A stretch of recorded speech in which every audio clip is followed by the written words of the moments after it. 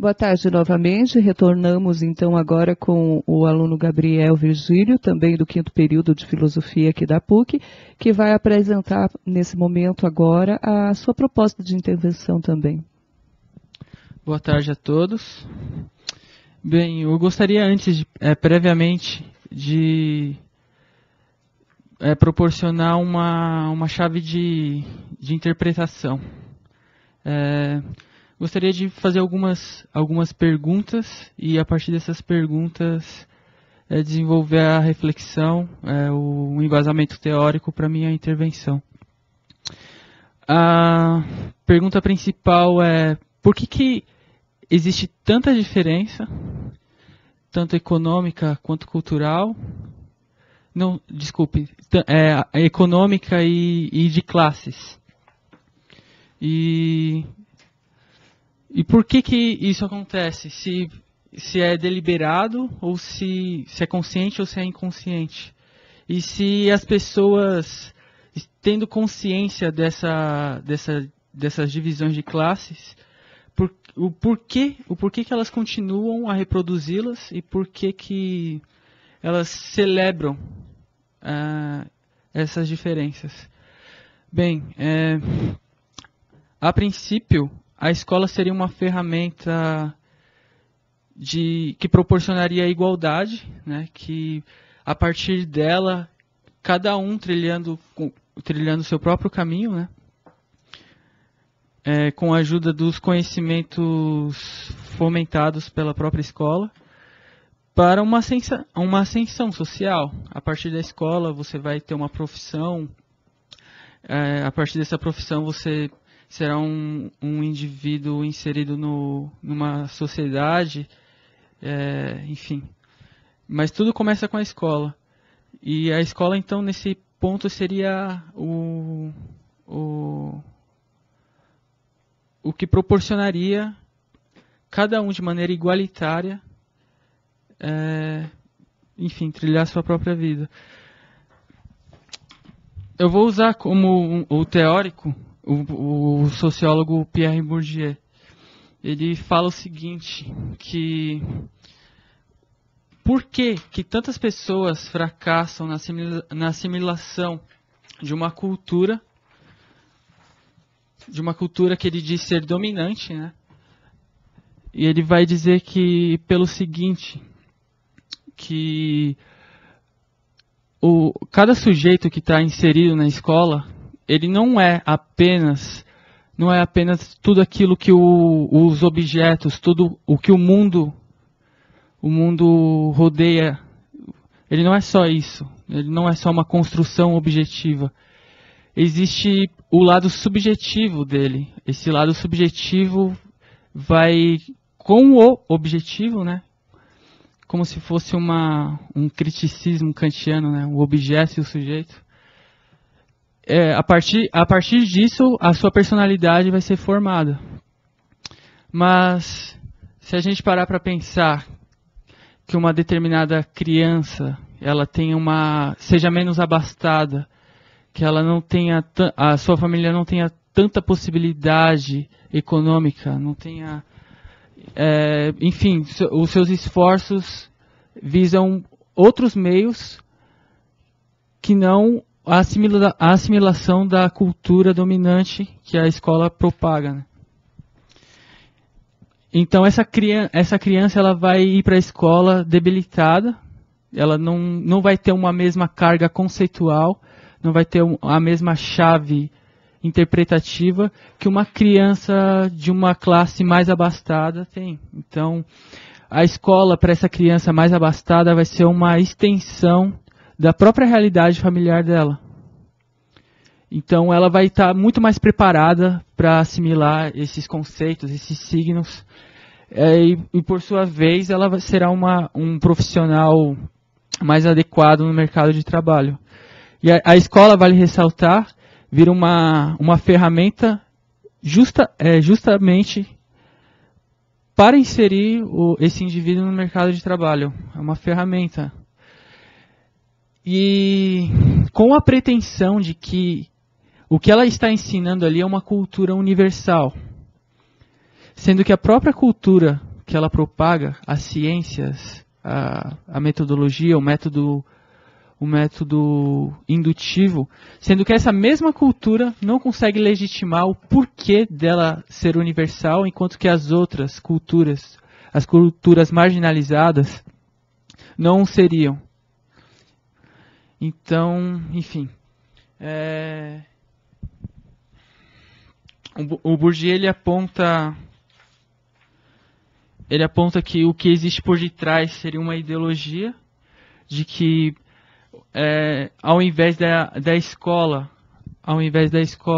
ser uma ferramenta que propagaria a liberdade, que propagaria a ascensão, a tão esperada ascensão social, ela é uma ferramenta que legitima, que positiva, de maneira positiva, né? Ela legitima a desigualdade, ela reproduz as classes.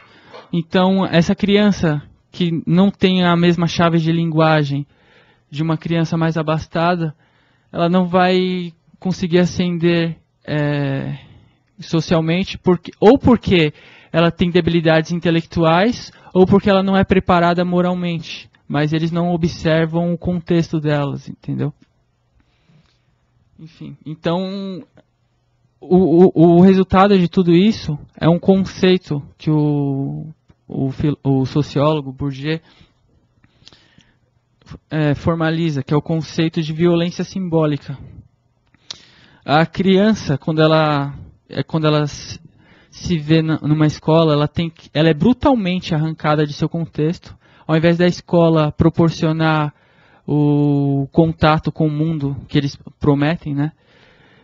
A criança, pelo contrário, ela é radicalmente arrancada do contato com o mundo. Ela fica 6 horas por 5 dias por semana, 10 anos durante a sua vida, e quando ela termina, ela ainda tem que fazer uma faculdade, sendo que ela não tem uma vivência adequada para escolher a profissão que ela vai levar para o resto da vida dela. Já começa por aí. Então, quando um determinado sujeito não consegue se inserir, ele se sente de maneira sutil violentado. Ele não está consciente disso, não tem a consciência, mas ele sente na pele, ele sofre. Ele sofre porque ele caiu no meio do caminho, porque ele não conseguiu, enfim, elevar a nível abstrato tudo aquilo que tentaram ensinar para ele, né? Então, o meu objetivo principal seria esse, de fazer com que os alunos tomassem consciência de que a escola seria uma ferramenta para que eles desenvolvam uma linguagem, para fazer com que o contexto deles seja reelaborado, que o contexto deles seja de maneira inventiva, de alguma forma mude ali alguma coisa, entendeu? Eu gostaria apenas de citar um comentário de um artigo que eu li, da Cynthia Sartre. A dor, o indivíduo e a cultura é o nome do artigo. É só esse trecho sobre a violência simbólica. Ela fala o seguinte: esta autodesvalorização, um dos mais perversos efeitos da desigualdade social, expressa o que Pierre Bourdieu chamou de violência simbólica.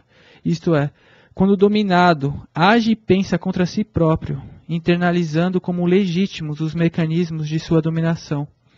Isto pode ser evidenciado na cena observada em serviços públicos de saúde, dirigidos à população socialmente desfavorecida, quando esta, ao se considerar bem atendida, agradece, surpresa, a atenção recebida. Como se ser bem tratado fosse algo sempre inesperado. Então eu gostaria muito de deixar isso bem claro para os alunos e propor uma espécie de interdisciplinaridade, não apenas entre as disciplinas, entre a matemática, a física, a filosofia, a sociologia, não apenas a interdisciplinaridade entre as disciplinas, mas propor pontes para suas respectivas realidades, para que eles não se sintam alienados, para que eles não se sintam violentados simbolicamente. Enfim, é isso.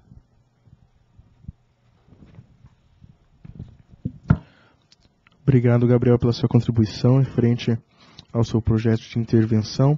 Eu achei muito interessante o pensamento de Bourdieu referente à sua proposta realmente de intervenção. E eu gostaria de perguntar para você, Gabriel, hoje, através do pensamento de Bourdieu, a escola é aquela que prepara o aluno e de que maneira ela prepara esse aluno vendo hoje, né, através do pensamento de Bourdieu? E essa formação que é dada através do meio social do aluno, pensando pelo menos pelo que você explicou referente ao pensamento de Bourdieu, transforma o aluno em uma máquina, entre aspas, camuflando essa intenção de quando se desvalorizar as capacidades do aluno, né? A escola ela tem o pensamento de que valoriza as capacidades dos alunos, entretanto ela camufla a verdadeira intenção, que é transformar esse aluno para o meio de trabalho, né? Como se dá isso, vendo a situação do ensino-aprendizagem hoje? Pode ser no Brasil, vamos dizer assim, com a nossa experiência, trazendo essa experiência do estágio realmente. Olha, o que eu percebi no meu estágio, referente em como a escola se constitui, como que os mecanismos internos dela, eu percebi que esses mecanismos, eles são formas sem conteúdo algum, entendeu?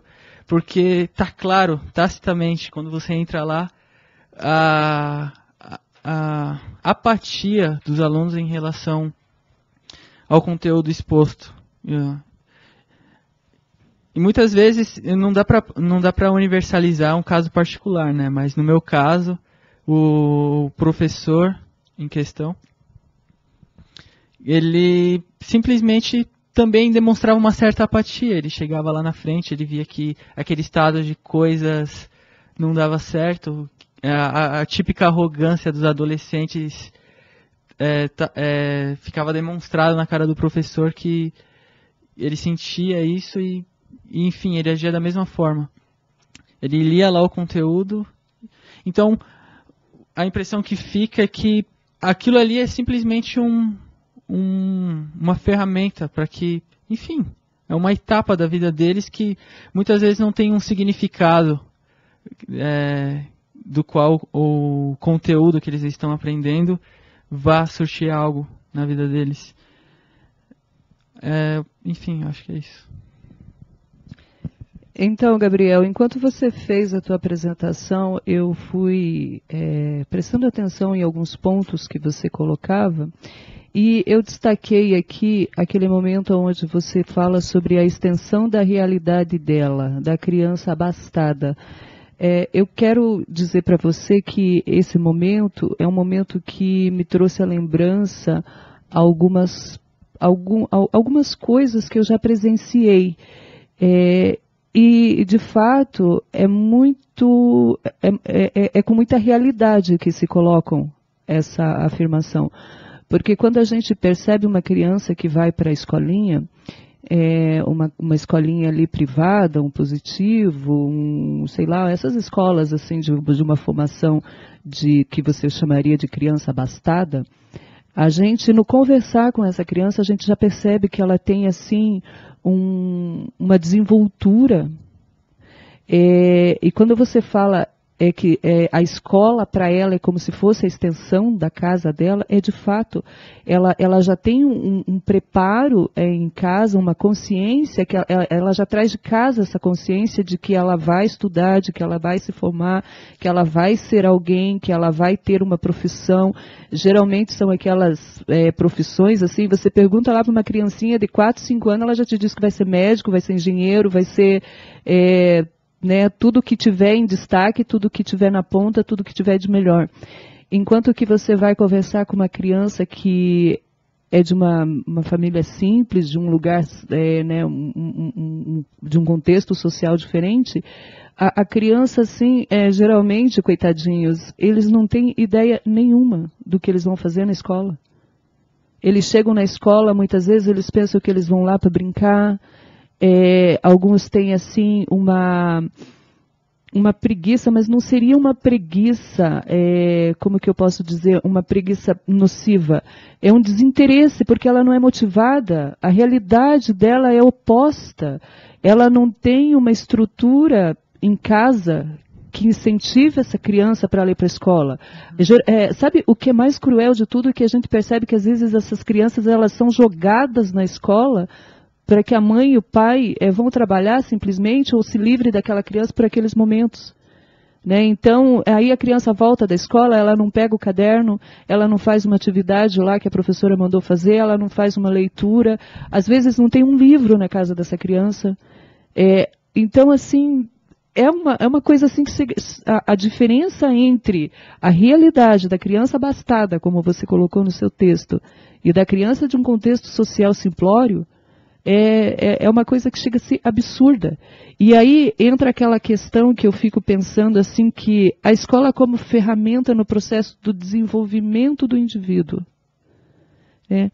Como ela consegue atingir essa realidade de uma formação unitária que os governos colocam sempre para o país? A educação ela é sempre vista em conjunto. Ela muito raramente é citada de formas separadas. Esse conteúdo específico para uma escola pública, esse aqui é específico para uma escola privada. Isso não existe no governo. Existe um processo só, um conjunto de formação. E aonde entra? Como se aplica isso?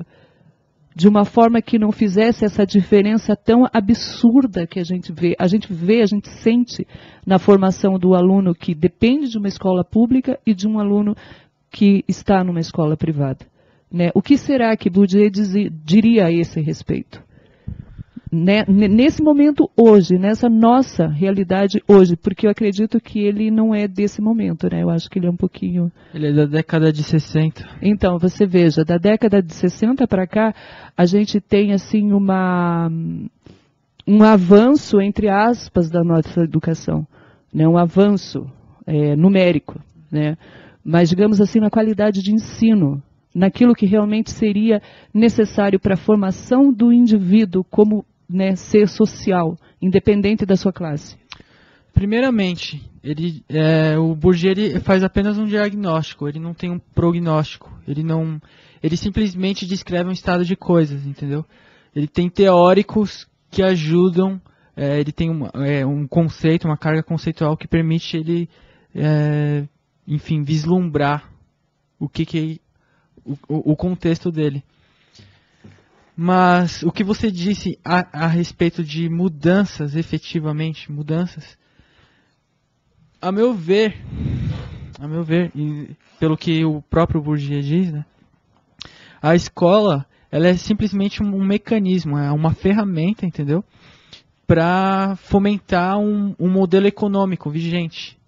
Então, nesse caso, não seria apenas uma mudança na escola enquanto escola, entendeu? Mas não fazer com que ela seja subordinada a outros mecanismos, que ela seja secundária, que ela simplesmente seja uma ferramenta para inserir um indivíduo no mercado de trabalho. O que é a educação, se não você humanizar, se não você tornar um indivíduo consciente, fazer com que esse indivíduo trilhe seu próprio caminho, fazer com que esse indivíduo construa o seu farol, entendeu? Em questões éticas, morais, até mesmo ele mesmo optar os conhecimentos que ele mesmo quer aprender. Então, nesse ponto de vista, é meio até utópico, né? Mas, enfim, para que exista uma mudança efetiva mesmo, a escola não teria que estar subordinada a interesses, enfim, superiores. Perfeito, Gabriel. Agradecemos a sua contribuição referente ao seu projeto de intervenção. Gostaria apenas de acrescentar que é realmente muito interessante esse tema abordado referente ao pensamento de Bourdieu. Me lembra muito quando Rousseau, em uma das suas grandes obras, Emílio ou da Educação, descreve a questão da criança como um adulto em miniatura. Né? Ela está inserida num determinado meio social, onde esse determinado meio social fragmentado a mecanismos de poder subordinam esse pensamento da própria criança no seu próprio meio social, né, limitando ela, enfim. Né. Agradecemos a todos vocês que nos escutam também, né, e desejamos a vocês uma ótima tarde. Muito obrigado pela participação.